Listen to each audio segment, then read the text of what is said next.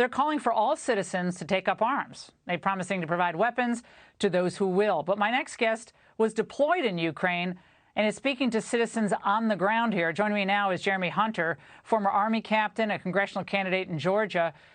Jeremy, the spirit of the Russian men who are willing to take up arms seems very strong. However, they are outnumbered, they are outgunned, and they are being slowly but surely surrounded. Well, yeah, several of my Ukrainian friends tonight, I've been texting some of them, and what they're saying is, look, we trust the will of God, and we are going to fight for our country. That's the kind of messaging they've been sending me, and it's inspiring. I mean, these are folks who want freedom so bad they are willing to give their life for it, and they are literally taking up arms or setting up all sorts of territorial defenses and civilians, and specifically Ukrainian men standing up and defending their families, defending their homeland. I mean, it's totally different from even the situation that we saw in Afghanistan earlier, where you saw the images of men running, trying to flee the country and hop on the planes out. No, Ukrainian folks are standing strong. And even we saw some of the heroic stories today of folks saying, you can take my life, but you're not going to take my home. And it was just incredible. And so my wife and I have just been praying for the people of Ukraine, all of our friends there who are literally giving their lives for their country. At the same time, the Biden administration has sent a small amount of troops to the region. President Biden has been very clear. We will not fight Russia in Ukraine, but we will fight for every inch of NATO territory.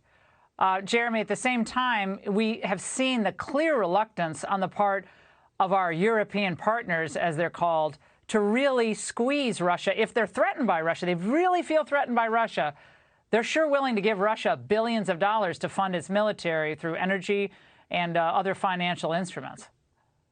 That's right. That's right. I mean, and it's really a cautionary tale for us here at home. I mean, we have to stay energy independent, or else we too will be like Germany, dependent on Russian oil, dependent on them for fuel and for gas. And so, I call on the Biden administration right now: lift all of these ridiculous energy restrictions, reopen the Keystone Pipeline, and because right now, even in our district, I'm running for Congress here in Southwest Georgia, and there are folks in my district right now who are going to pay $4, $5, $6 a gallon for gas. And some of this, we could actually ease some of that if Biden actually lifted some of these ridiculous restrictions.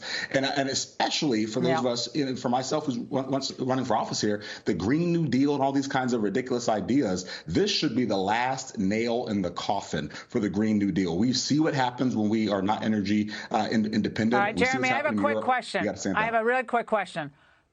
In all honesty, though, are your constituents, potential constituents, more concerned about enforcing Ukraine's border or having us enforce our border at home? Yeah.